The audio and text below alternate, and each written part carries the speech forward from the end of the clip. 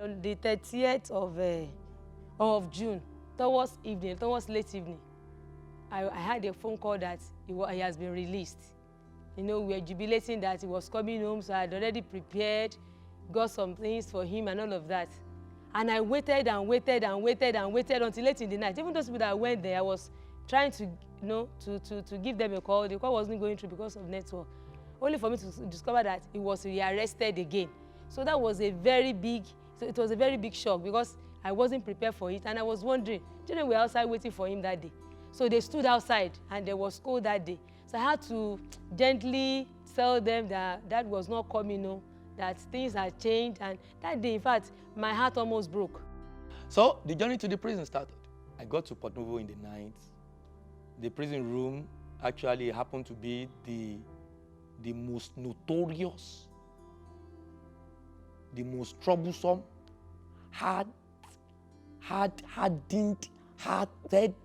criminal room of 13 by 12 meters. If you know meters, 13 by 12, and we were 16 in that room.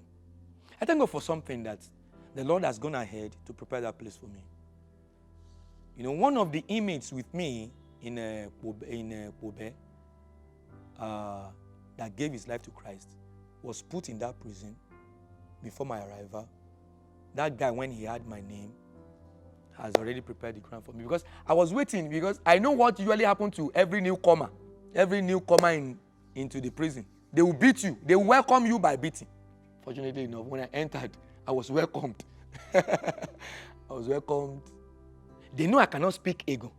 So they now look for that room of complete Ogun speaking inmates and put me there. But very, very unfortunate for them, 3 out of the inmates were able to speak Yoruba with that young guy that we came from Kobe together. That made my journey in that place so easy for me. I was given 2 times opportunity to get out in the day, in the morning and in the evening. There's no time. You can't go out. I was not given the opportunity to go out at all. I was given a jerry can to be using myself. And I usually pray that I will not go to the toilet while there, and God answered my prayer. That it will be, in a short time that I was given, that I will be. It was too horrible. What happened every day gave me joy, and never allowed me to actually give what happened a thought. Every day souls are won. Every inmate with me gave their life to Christ before I left.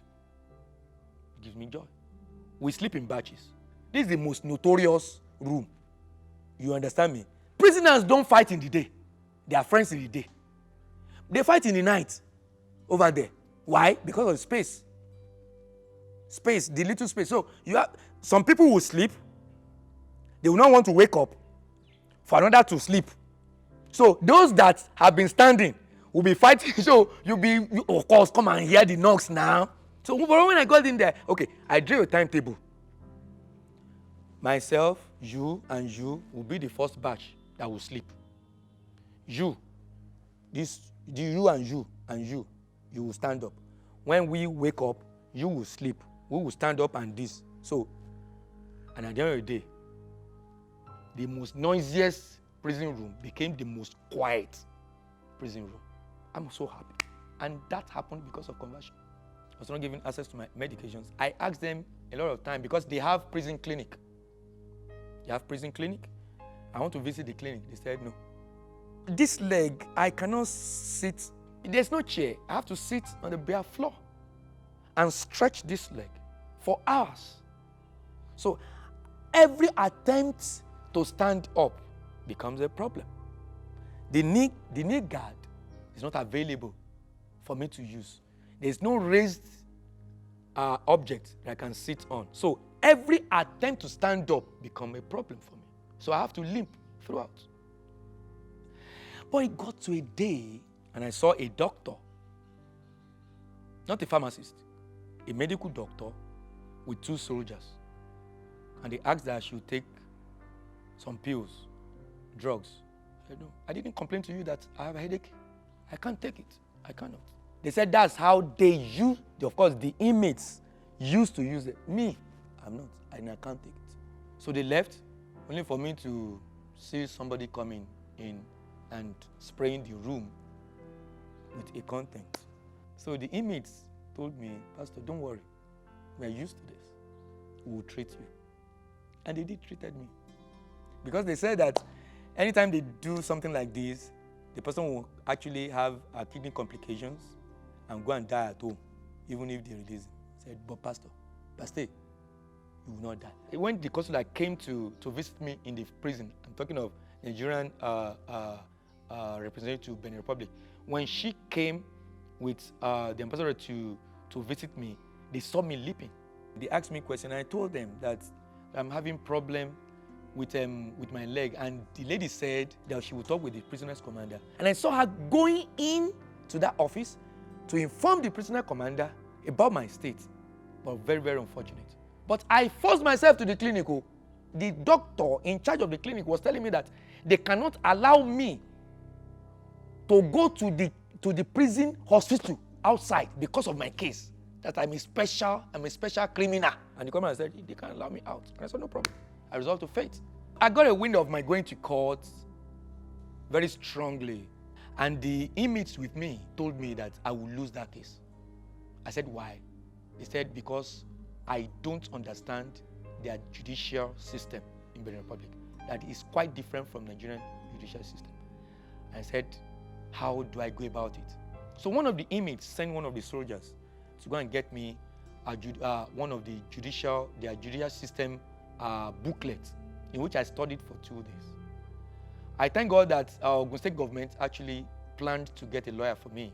I was told that they were ready to pay to the tune of 3.7 million naira. The governor was ready to pay because they don't want me to stay there. The unfortunate thing was that the lawyer, Nigerian lawyer cannot actually defend me there. So the Benin Republic lawyer that they got said he would need to ask for adjournment on the 13th of July. I didn't know all this, but I was praying that God would just hinder them from getting a lawyer for me, because I know the lawyer will want to ask for adjournment. I know the system. Okay, when we got to the court, the judge asked me, my lawyer, I said, I have no lawyer. Can I defend myself? I said, yes. Do you have a law knowledge? I said, yes. Do you know about our judicial system? I said, yes. How did I get to know? I told him the book I read. So the guy was dazed. So I said, yes. Okay. Do I want to go in English or Yoruba? I said, English. Because it will help me flow. And the guy said, okay, we need to adjourn. I said, no. Because of that, I will defend myself in Yoruba. Since you allow that. I said, okay. So, and I thank God that I did not disappoint the consular.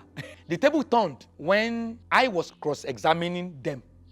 I had to speak first. That's their own judicial system. There were 4 things laid down for me.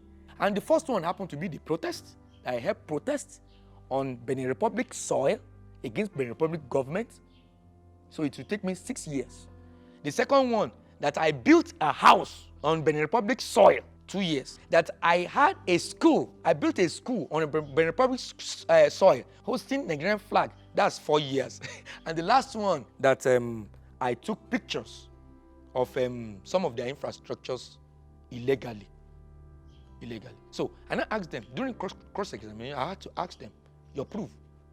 You said you have a paper that proved that both the present encroached place and the intended encroached place belongs to Benin Republic. They couldn't provide any document for that. And the judge and the prosecutor turned against them. With their own judicial system, the prosecutor's summary will determine the judgment of the judge. So if the prosecutor says that somebody should be jailed, the judge had no choice than to jail the person. But by the time the guy was rounding off, my people, I was so happy. He concluded by saying, this man must be released. So at the end of the day, I was discharged. I was released. But I was asked to pay 100,000 francs as fine. The beauty of it is this. When I was stepping down, the prosecutor just said, Pastor, tó bá ti dé Obẹ, wọ́n á fi ẹ́ sílẹ̀. Tọ́n bá fi ẹ́ sílẹ̀, pè mí. As if to say pé mo ní fóònù ẹ̀ lọ́wọ́. Owó yẹn. Ṣé o ti gbọ́? Owó yẹn. I said, okay. So I was taken back to Port Novo. But I cannot pass the night in Port Novo because my people were waiting for me in Igbokofi. So I made my way down to Igbokofi that night. I really thank God for what had happened, and it was really a very trying period for me because it wasn't something that we really planned for. But I could remember the last time he came home and he was going back to the village. I didn't know something like that was going to happen. Nobody even expected it. Only for me to receive a call that he has been arrested. I was thinking it was going to be a joke, not knowing that it was going to take a very long time. And must I thank God for the brethren who stood by. You know, sometimes when I think about it, I feel depressed because there was really nobody to actually call or whatever. But I think during that time, I got a call from Honorable Adele. Once in a while, he does call. And when he call, he will just tell me, well, the government is on top of the situation. They keep telling me they're on top of the situation, but I really can't really figure out what they were really doing. Because what I was telling them was that until I see him released, that is when I know you are really working.